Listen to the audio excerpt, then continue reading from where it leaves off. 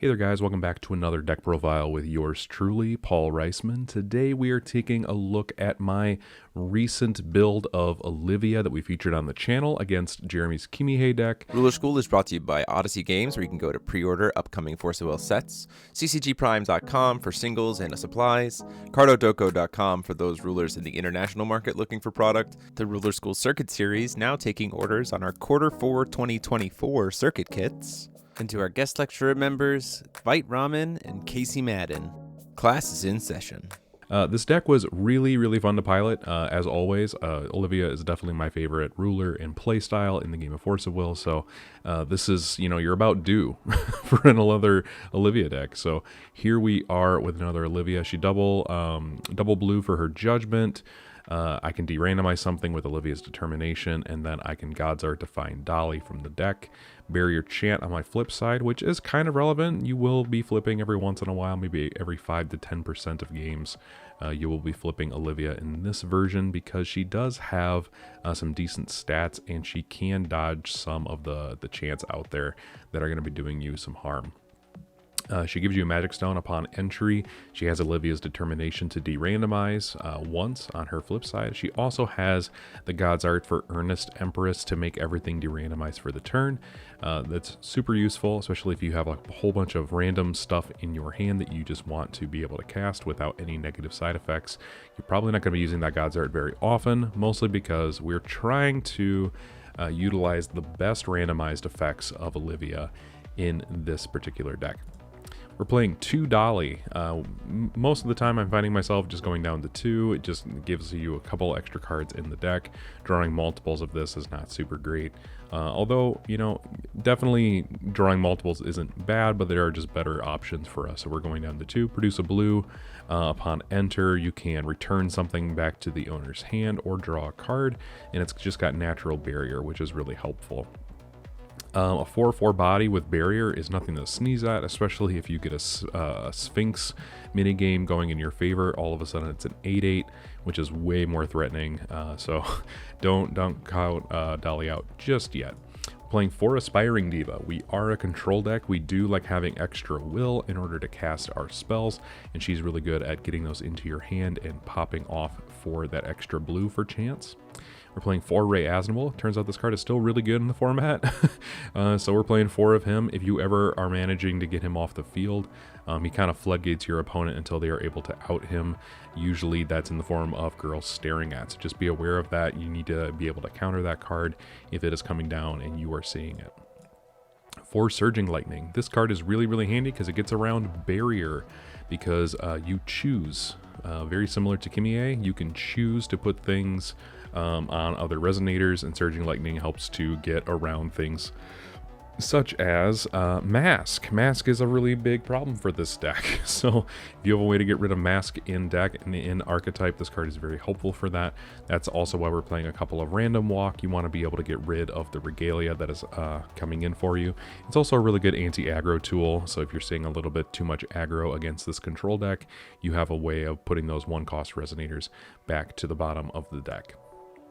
We're playing 4 Thunder Empress's Strike. This card is really useful, especially if you're able to find reasons to not just play a 2-cost Resonator or a 2-cost Water Chant. This stuff is really helpful and stuff, but you also have the mode to, just deal 800. It's like a bigger Thunder Parasol that doesn't get shuffled back in. It also is a board bounce for anything 2 or less.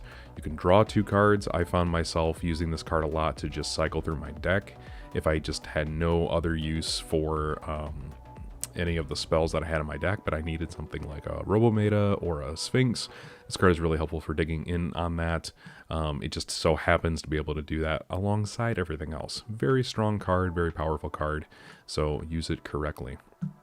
For her targets, we are playing 2 Fiola. Fiola still is really strong. I still think that this card is a little too expensive, but I do not mind having this in hand necessarily. It's not too bad to have, so I put it at 2.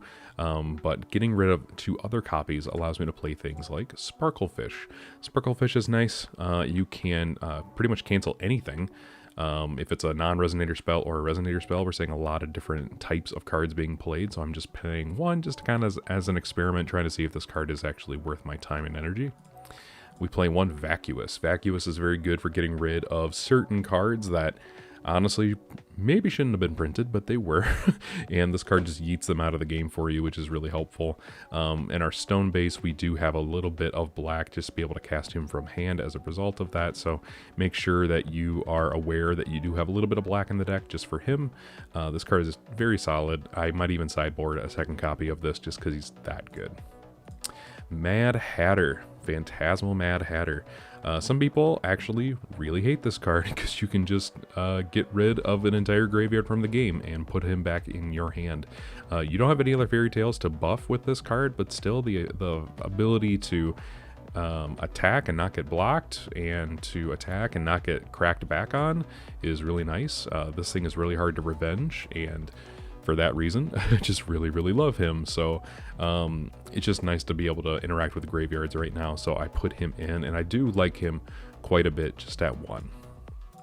We play one Falchion Shooting Star of Water. This is really good to get rid of dead cards in your hand, things that need to be in your graveyard, spare Fiolas that you no longer need.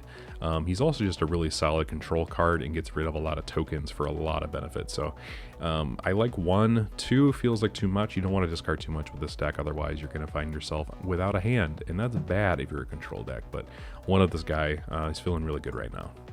We play one Muse Staring At, and we're going to sideboard into a second one in the event that we actually need it. This card is really good, so just play it. It's a 2-drop water chant. It's very solid still.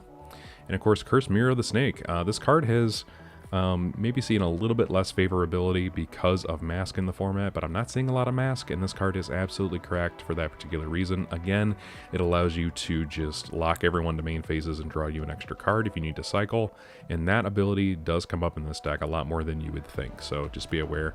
This card is very useful for that. Otherwise, it's just a really good cancel that doesn't really cancel, it just sort of yeets things out of the game, kind of like Vacuous, so this card is very solid for that. Pulsing Thunder is another one of Olivia's staples. Destroy all resonators your opponent controls, and or additions and regalia your opponent controls. You're never choosing the third option unless you're crazy. So just either all resonators or all non-resonator permanents on the field. 2 Girls Staring At. This card is very solid. You just get around things that have Eternal, net to an extra card. Just very useful, especially if you're fighting yourself against another Ray Asnable. This card is very useful for that. We are playing 2 Sphinx. I used to play 3 and 2 Robometa, but I found that Sphinx is, she's fine. The board buff is really helpful, but this card was actually feeling a little too slow. And so for right now, I still think this card is very good, but I'm not entirely sure if it belongs in the deck. It does offer a little bit of pressure that other cards in the deck don't necessarily offer. But this card, it's easier to out than you would think, believe it or not. This card is actually kind of difficult to maintain on the field sometimes, but still like it. Still a good 2 copies of just to have. You can just turbo it out on your turn 2 or 3 on your opponent's turn. If you have Dolly in this in your hand and you have coin, this card is really helpful for that. But if you have an alternative, let me know down in the comment section down below. Sphinx is still pretty decent, but I'm wondering if there's alternatives. Like Robometa. I think Robometa is a really solid addition to this deck. Not only is he really good in general, but he offers something to control decks like this one, because he can just we can just mana sink all of our extra mana. My opponent didn't do anything on their turn. Cool. I'm just going to sink it all into Robometa, and you are probably not going to get rid of him. So good luck, man. He's got Protect, he's got Eternal. Naturally, he can get Belligerence and Flying, and then he gets Precision, Pierce, Bane, and Barrier later on as you continue to rack up power counters. This card is very solid. I might even just bump it up to 4 and just say, hey, this is just going to be either a bug version with Vacuous, or this is just going to, straight up replace Sphinx altogether. I'm not entirely sure how I feel about that yet, but this card proved to be super good in all of my matchups. With all that being said, guys, let me know what you think of this new version of the deck down below in the comment section. This deck can really get around Mask relatively easily because of Surging Lightning or Random Walk, and then it puts up things like Ray Asnable, which are still really frustrating for your opponent, and it does get access to the new Robometa, which gives you another win condition that slots in pretty easily. It's really good to have green cards and blue cards together, so this just kind of feels like a natural pick. But let me know what you guys think down in the comment section down below. Hit subscribe, ring that bell if you want more content like this, and until next time, this has been Paul saying class is dismissed.